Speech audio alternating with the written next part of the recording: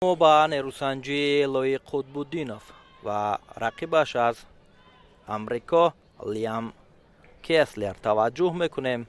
لوی قطب‌الدینов با جدوگی سفید است و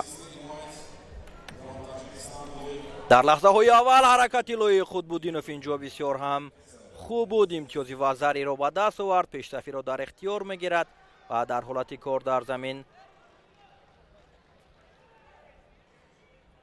اندک توجه کرد و داور اشاره نمود که رقابت از نو ادامه یابد. باز هم حرکت ها را ادامه میدهد لایق. اینجا طریق اوچیماتا هم میخواهد که امتیازی نوبتی را به دست بیارد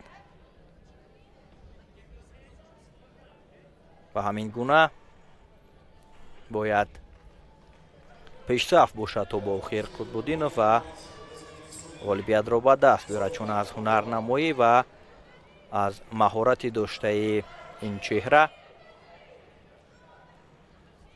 امیدی زیاد داریم.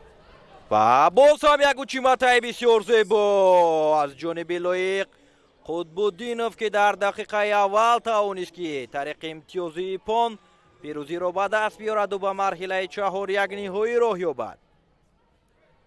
بسیار هم درخششی عالی، بسیار هم یک هنرنمایی جالب.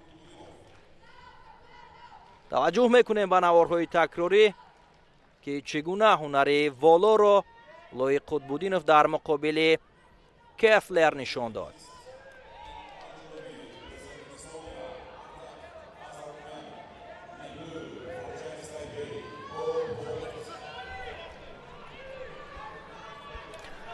جفتی نوبتی روی گلیم آمدن. نماینده کشور